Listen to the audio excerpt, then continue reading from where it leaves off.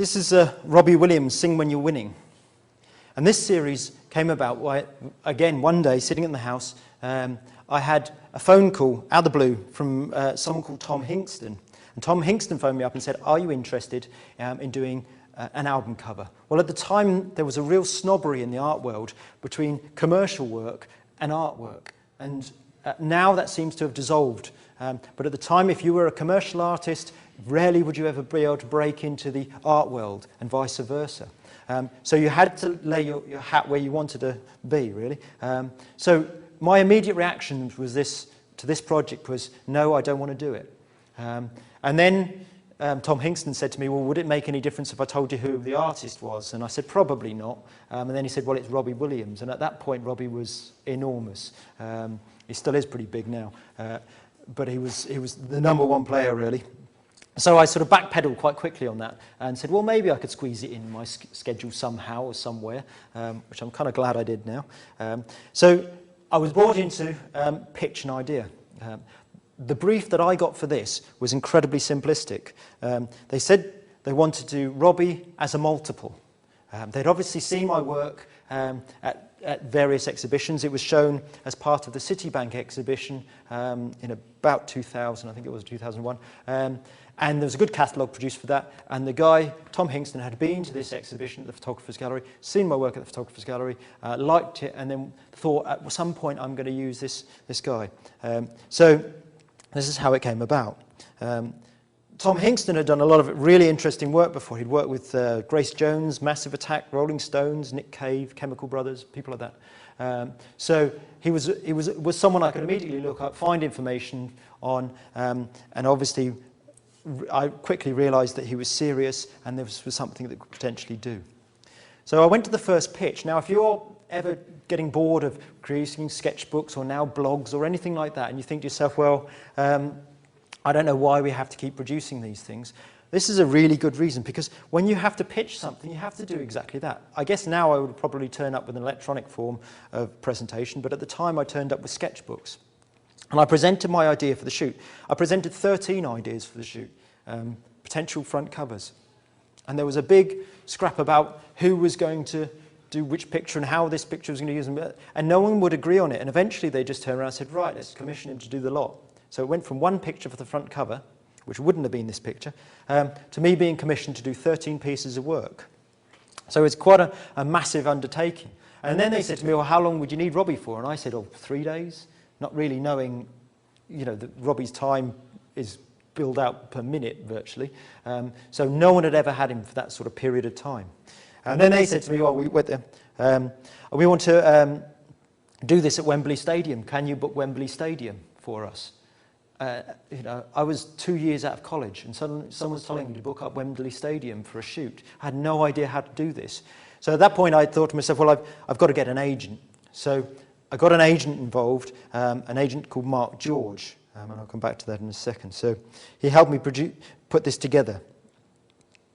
The shoot was 30 days in the planning. So that's how long we had to come up with all the ideas, finish off the products, get all the costumes made, all the props made, decide on all the makeup, decide on the location, get any background images that we needed, to brief everyone, to plan out everything from the Winnebago to have his makeup done in, to the exact positions we were going to be on the stadium on the day. I had then 3 days to shoot it, and then I was given 30 days post-production time to turn around those 13 images. So it was probably the same as what you get in a term, really.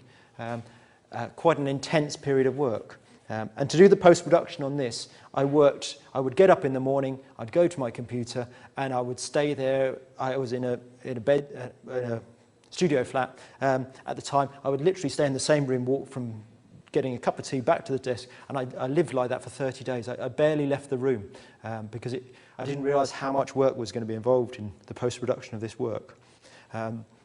The other thing that this work had to do was it had to fit in a whole multitude of formats that I hadn't thought about because I'd never worked that way before. So you have to think about, how is it going to look on a billboard? How do you do that crop across that frame?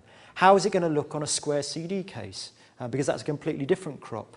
How's it going to look on a book cover when they produce the lyrics, because that's a different crop again. So they had to work in a whole variety of ways.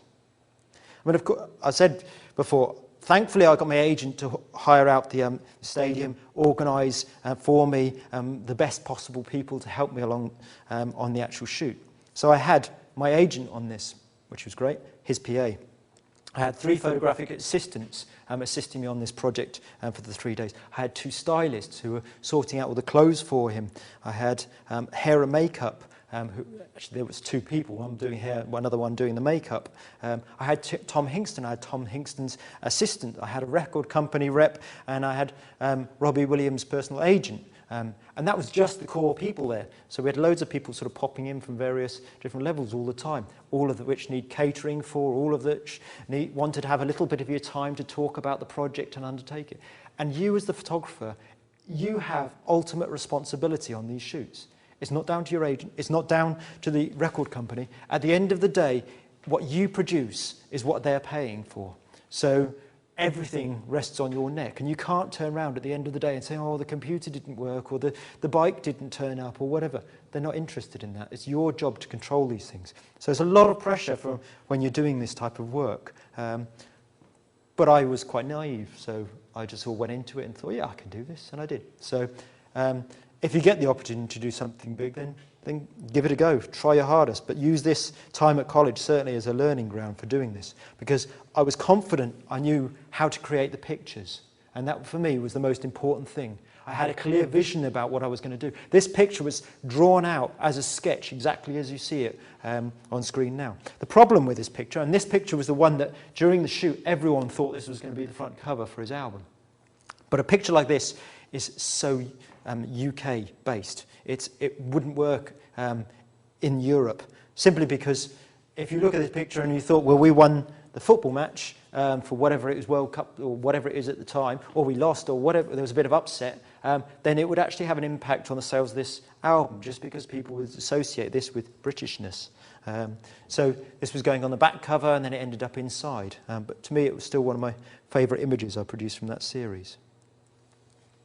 The other thing that I did, which was a careful and clever move, which at the time I didn't realise how important it was, but I asked for the rights of this work as artwork. So I didn't sign my complete copyright over for the work. I retained the rights as an artist, which meant that I could sell a limited edition copies of these prints. And the agreement that we came to is that I could sell 20 prints in this series. Now, the Army series was a series of 10. And that never sold out. So I dropped my second series to make my night, was a series of 5, and that completely sold out.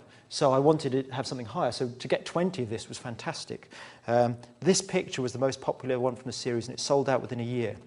And at the time, these were selling for about $2,500 each. So you can imagine how that can help fund your life and keep you working in a variety of ways. And a lot of the money then I invested back into my work and back into another series of work.